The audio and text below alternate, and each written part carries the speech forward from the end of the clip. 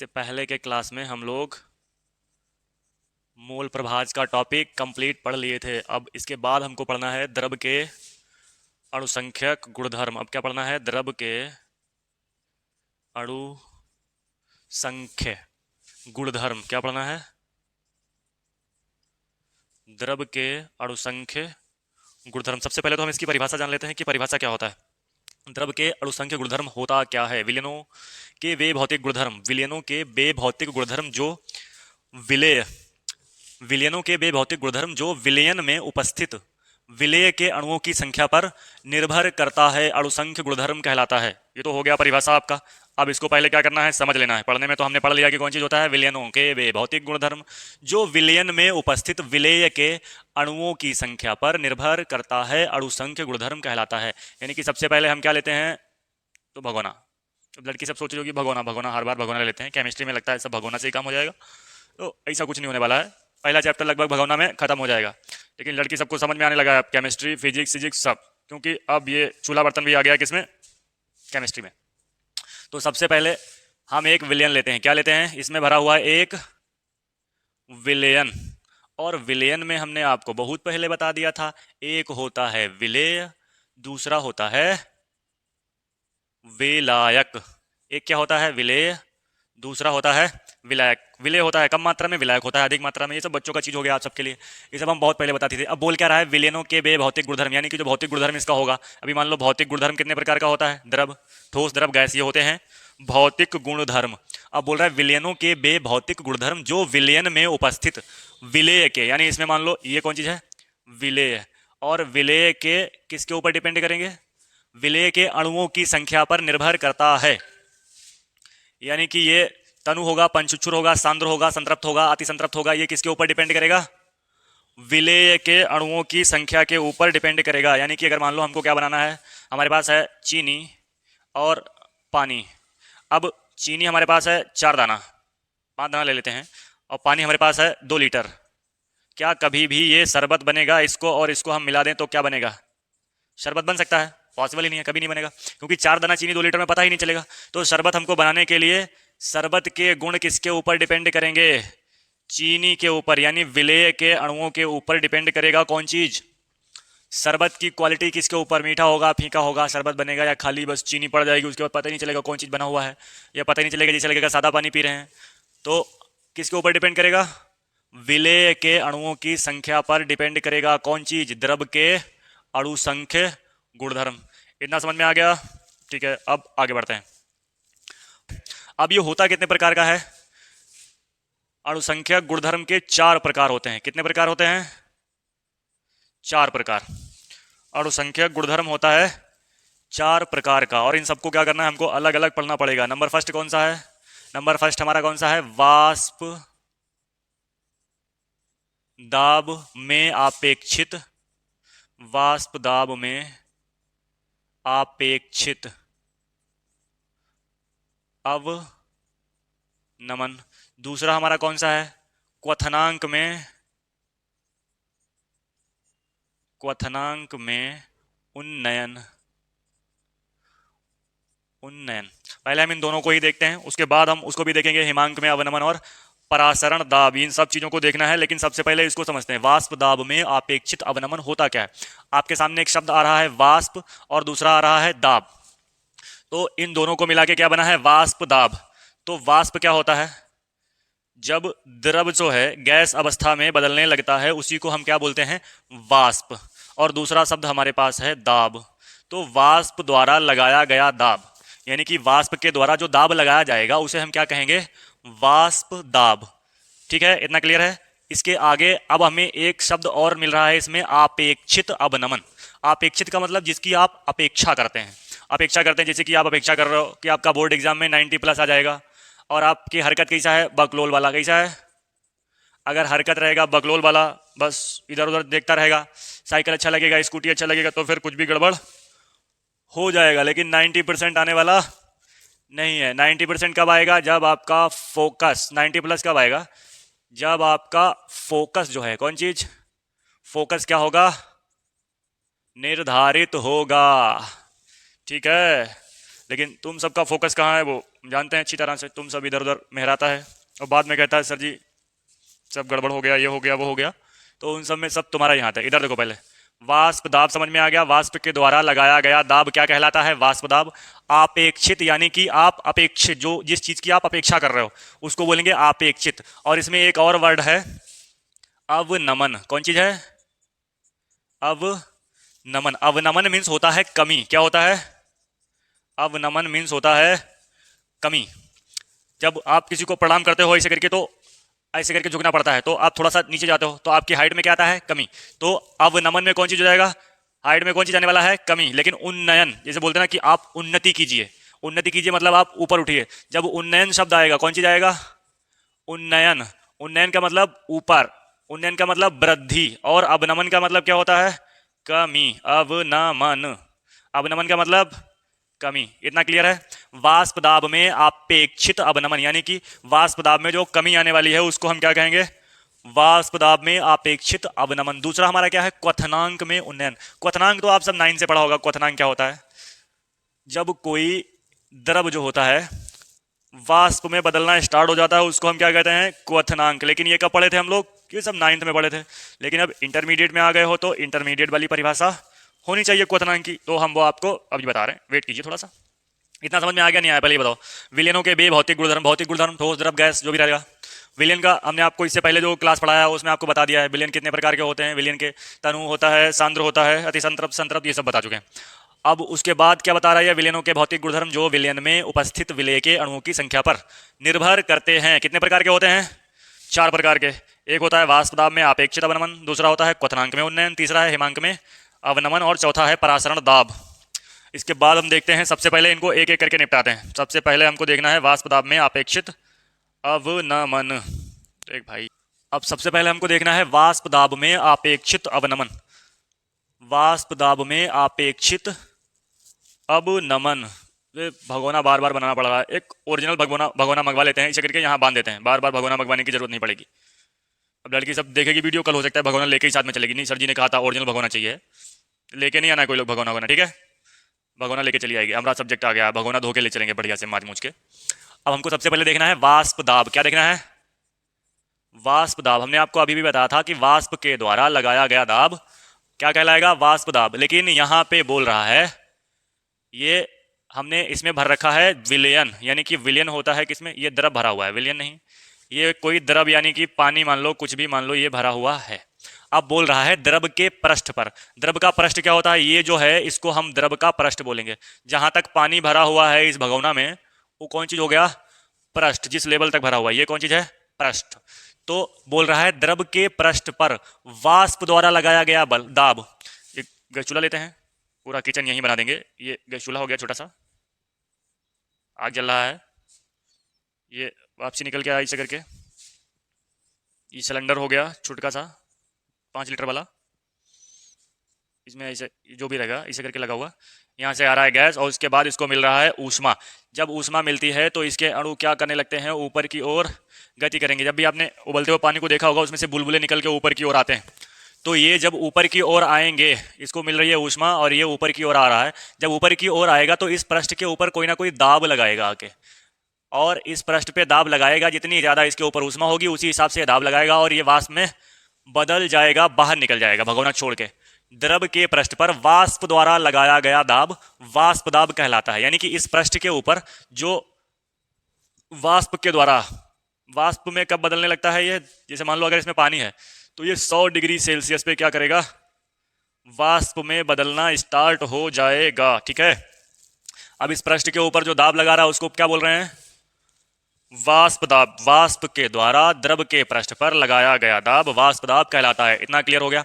अब बोल रहा है जब कोई अवाष्पशील विलेय पदार्थ द्रव में मिलाया जाता है। अवाष्पशील का मतलब अवाष्पशील पदार्थ। इस सूत्र नया बात कौन चीज आ गया है? कोई बात नहीं है, अभी इसको भी निपटा देते हैं। अवाष्पशील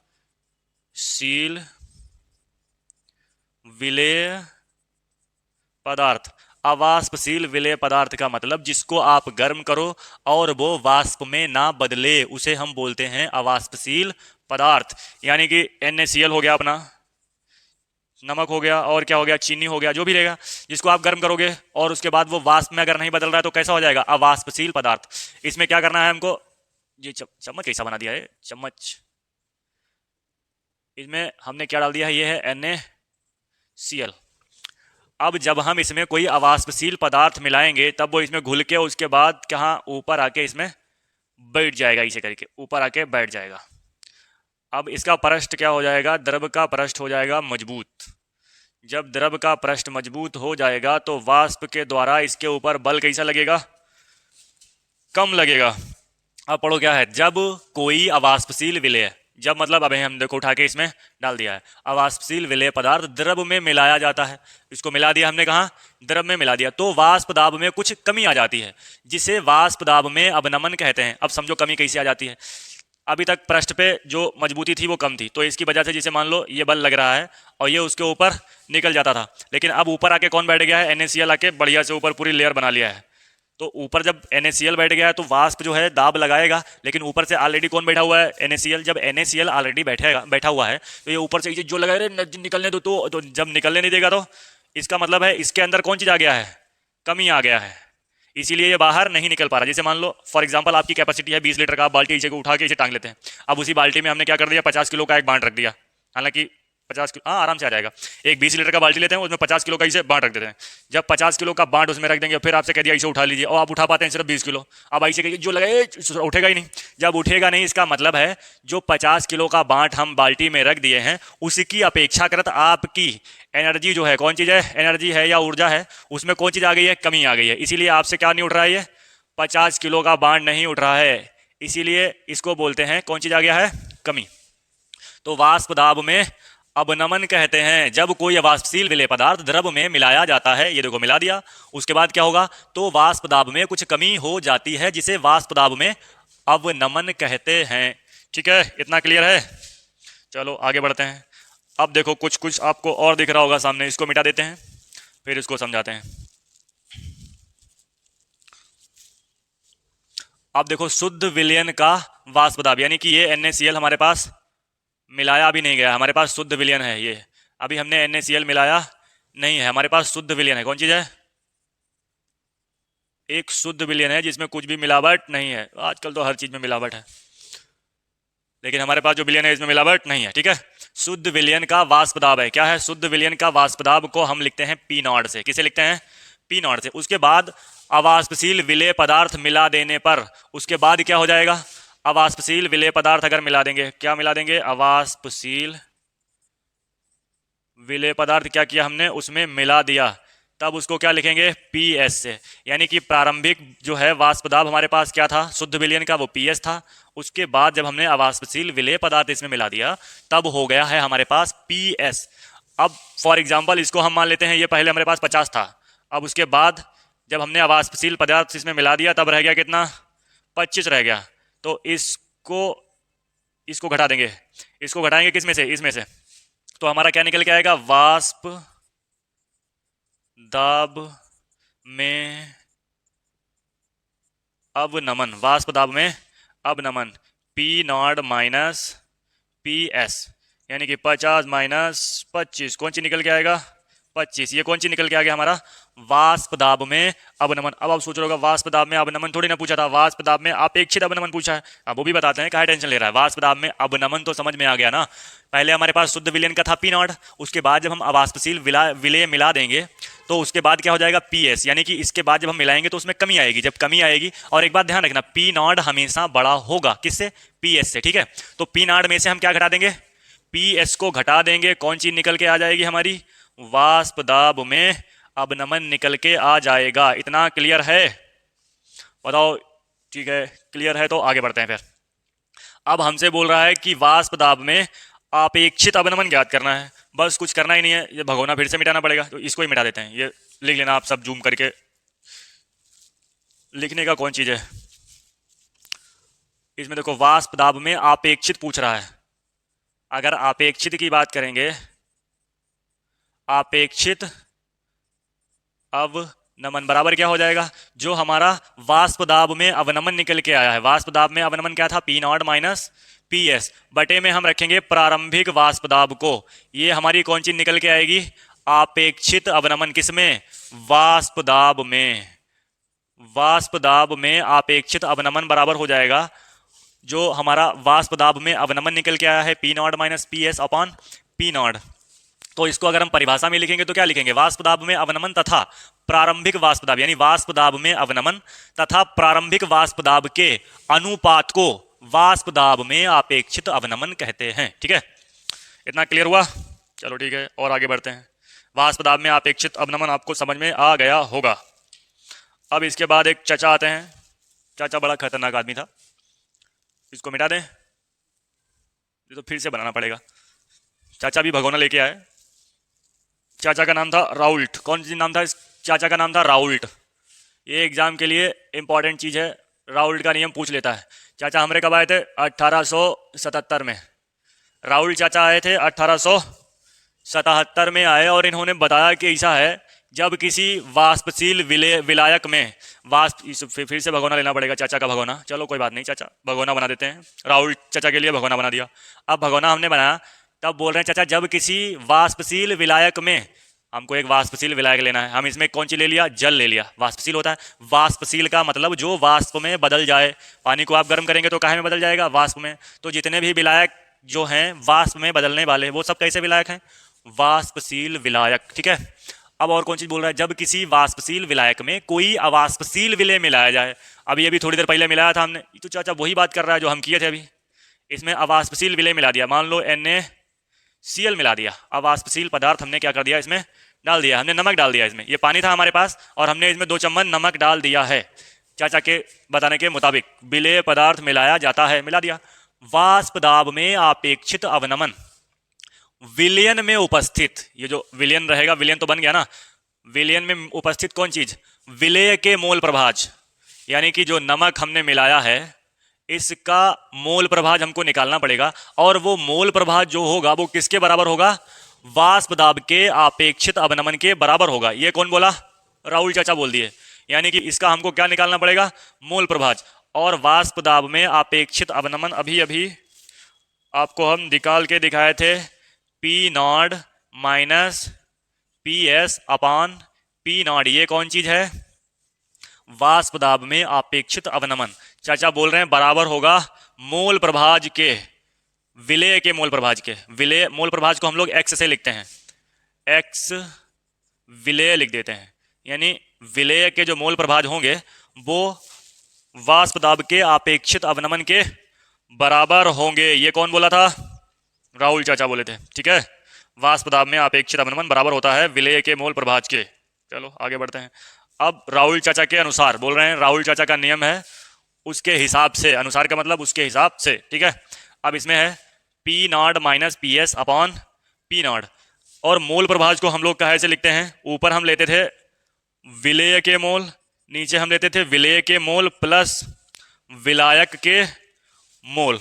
विलेय के मोल को हमने स्मॉल n से लिख दिया है, और विलायक के मोलों को हमने कैपिटल N से लिख दिया है। किसी को कोई दिक्कत किसी को होता ही नहीं है, और लड़का सब होशियार है ही, वो सब समझ लेता है। ये सब समझा रहे किसके लिए रहे हैं? लड़का सबको पता है। ये स्मॉल n जो रहेगा, अब ये है मोलों की संख्या, ये भी मोलों की संख्या, ये भी मोलों की संख्या, तो इसके लिए हम क्या लिखेंगे? भार बटे अणु भार, weight upon molecular weight. W1 और M1 किसके लिए हो गया है? ये छुटका वाले n के लिए। और दूसरा क्या है हमारे पास? ये छुटका वाला, तब W1 upon M1 plus W2 upon M2। तो बड़का सूत्र बन जाएगा जाके, देखो यही सब दिया होगा। W1 M1 plus W2 M2, ये किसके बराबर हो जाएगा? P not minus P S upon P not बराबर हो जाएगा इसके, और ये बराबर हो जाएगा किसके? W1 अपॉन M1 और W1 upon M1 plus W2 upon M2। ये W1 M1 तो समझ में आ रहा है, भार बटे अणुभार, वेट अपॉन मोलिकुलर वेट। ये किसका है? विलेय का। और नीचे भी ये विलेय का और ये विलायक का, भार और अणुभार। तभी तो हमको क्या निकल के आएगा? मोल निकलेंगे, और जब मोल निकलेंगे तभी कौन सी निकलेगी? मोल प्रभाज। ठीक है, अब इसके आगे चलते हैं। अब बोल रहा है यदि विलयन अत्यंत तनु हो, यानी कि तनु का मतलब पंचुच्छुर, तनु का मतलब पंचुच्छुर, पानी पानी। जैसे मान लो हमारे पास ये 20 लीटर का भगोना है, कितना है? दिखने में तो 2 ही लीटर लग रहा है, कोई बात नहीं, मान लेते हैं। मानने में कौन चीज आता है? मान लेते हैं 20 लीटर का है। अब इसमें 1 चम्मच चीनी डाल दिया हमने। कितना डाल दिया? 1 चम्मच क्या डाल दिया हमने? चीनी इसमें डाल दिया है। बताओ पहले क्या ये मीठा हो पाएगा? तुमको जैसे मान लो तुमने घर पे मेहमान आ गया, अब तुमसे कह दिया मम्मी ने जाओ शरबत बना के लाओ जाके। अब तुमने देखा मेहमान आए हैं 20, और तुमने उसी हिसाब से क्या किया, शरबत तैयार किया। अब 20 के हिसाब से तुमने चीनी डाला है 2 चम्मच, और मेहमान के सामने लेके गया, तो मेहमान पी लेगा तो सोचेगा पानी लेके आया, और तुम सोचेगा कि शरबत पिला रहा है। और बाद में मम्मी के पास अगर पहुंच गया तो फिर बढ़िया से तुम्हारी शरबत बना देंगे, नींबू की तरह निचोड़ देंगी तुमको मम्मी। तो जब आवाज जो सॉरी जब इसमें कौन चीज मिलाएंगे हम, बहुत कम मात्रा में कौन चीज मिला देंगे हम, विलेय, तब उसका कोई वैल्यू विलायक में नहीं होगा। इसलिए यहां पे दे रखा है small N plus capital N बराबर या लगभग में इस जगह के निशान लगाता है, बराबर होगा या लगभग बराबर मान लेते हैं इसके, यानी कि इसको मिलाने का इसमें कोई फायदा नहीं है। इसको इसमें मिला भी दिया तब भी जायका जैसा था वैसा ही रह रहा है, तब कोई दिक्कत नहीं है। अगर हम इसको ना भी लिखें तब भी कोई दिक्कत नहीं है।